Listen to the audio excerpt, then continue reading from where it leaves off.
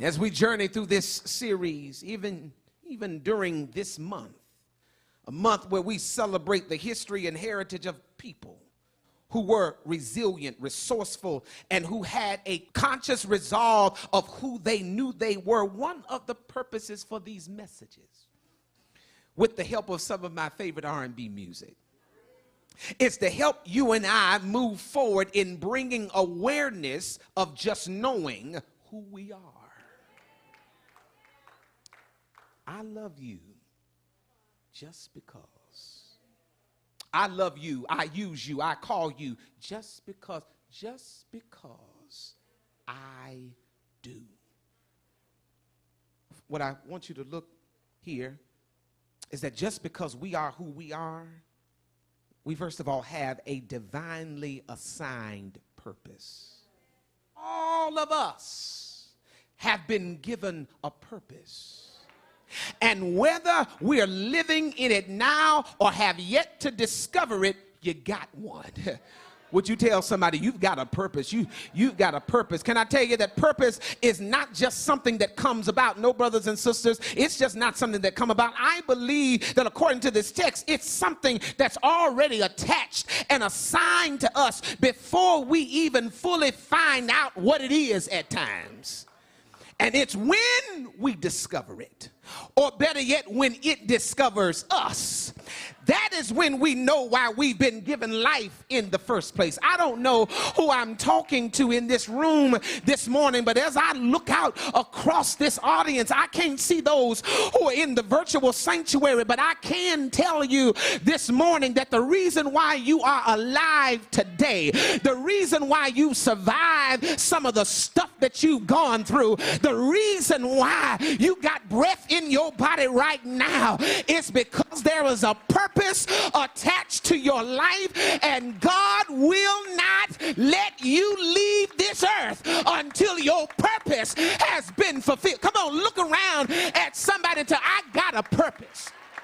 I don't know, maybe you're living in it right now, or maybe you're still in search for what it is, but you've got a purpose. If I can help somebody along the way with a word or a song, that's my purpose, then my living is not in vain. You've got a purpose. Don't you let anybody tell you that you don't have a reason for being here. I know we live in a culture and a society that disregards people just because their purpose doesn't look like what society says that their purpose should look like. But let me tell you something. If God had good sense enough to create you and I with fingerprints that only you have, don't you know that God can be so creative to give you a purpose that maybe nobody else has?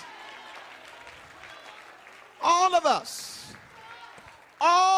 us, we have a purpose. He's got this divinely assigned or attached purpose. I have not read a lot of T.D. Jakes' books in a while, but there's one quote that I remember him saying. I can't even remember, Brian, the book. He says, if you can't figure out your purpose, figure out your passion. For your passion will sometimes lead you to your purpose. Not only does it involve God doing stuff just because you're you, because there's a divinely assigned purpose, but secondly, when you look at verse 6, it is a denial of being adequately prepared. It's a denial there of being just because you're you. Not only do you have a assigned purpose, but with our flaws and all, we don't always see ourselves being adequately prepared for the job. All of us at some point in our life have denied ourselves of jobs, relationships, fulfilling big goals and doing big things, all because we did not see ourselves worthy enough of doing it. Maybe it was because of past failures and setbacks. Perhaps it was because we started to believe the false depictions or the descriptions that other people put on us, either because they were jealous of what they knew would happen to us if we ever took the chance, or it was because of their limited view of themselves that they projected on others. Whatever it might have been, we too, y'all looking at me like y'all don't know what I'm talking about. We too have been in Jeremiah's shoes, but because, or rather just because, we are who we are. God says, I don't care how you look at yourself, and I don't care how you view yourself. It's when I see you that makes the difference. I have to say this for somebody in the room. How we and others view and feel about us is never how God views and thinks about us. Even though God knows our limitations, God knows our shortcomings, God knows our pressures, God knows our trigger points, God knows our capabilities, God knows our past, present, and future. This same God, because God knows all of that, never holds those things against us and finds a way to use us and love us in spite of. I love you just because. Just because you're you, you've got a divinely assigned purpose. You've got a denial of being adequately prepared. But then finally, you've got a declared, a firm presence. After Jeremiah lifts up those 2 points, God continues to provide the necessary things that Jeremiah will need. I got to close my Bible because every time I open it, I see something else. I got to go. Because of who Jeremiah is to God and how God sees him, God declares to him that he will have everything he needs because you've got who you need. Come on. Notice everything that is brought up. It will be done with God being presently involved, knowing that age and speaking ability were the core limitations that Jeremiah placed on himself. Notice it was never brought up until this point. And God confirms him as a prophet by affirming 2 things. He affirms, first of all, his potential. Let church say potential. Look at verse 7. He is not to bring up his age or his inability to speak. He might be too young for the people to consider, but for God, he's the right age. His job will be to go to whoever he is commanded to go to and to say whatever he is told to say. Watch verse 7. Look at what he says. He said, but the Lord said to me, don't say I am too young. You must go to everyone I send you to and say whatever I command. Don't be afraid, King James Version says, of their faces. Don't be afraid of your youth. Church, this was never anything that Jeremiah had to do on his own. Because inexperience was not an issue for God, because all God wanted was obedience.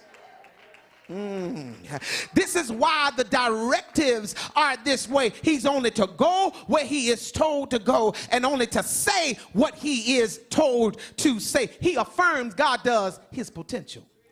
But then finally, God affirms his protection.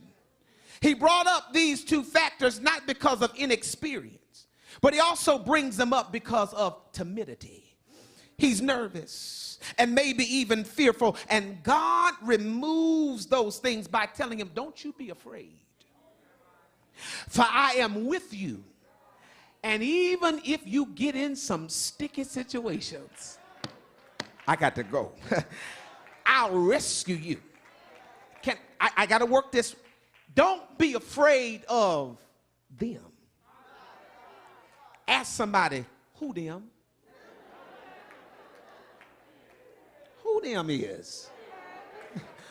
Who them? Who them? Well, who them is trying to mess with you? it would be the ones who try to come up against what God is doing. Don't be afraid of them.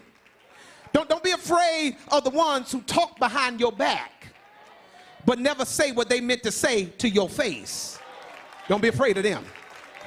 Don't be afraid of those who will not receive the word and will try to muzzle the prophecy. Don't be afraid of them. Don't be afraid of those who will try to discredit who you are and what you do only because they wish they were you.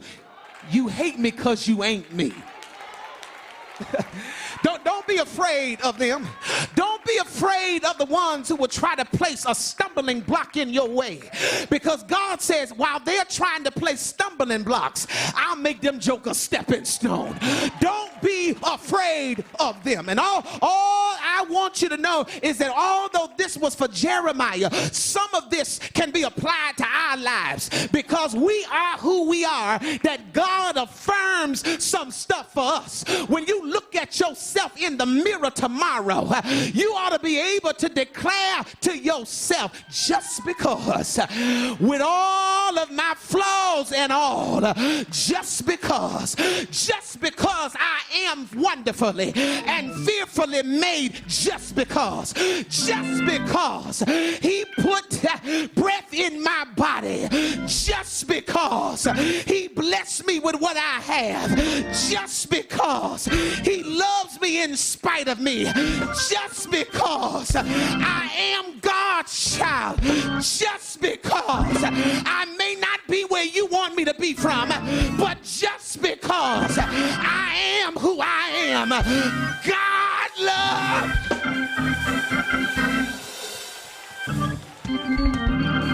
Look around at somebody and tell them, just because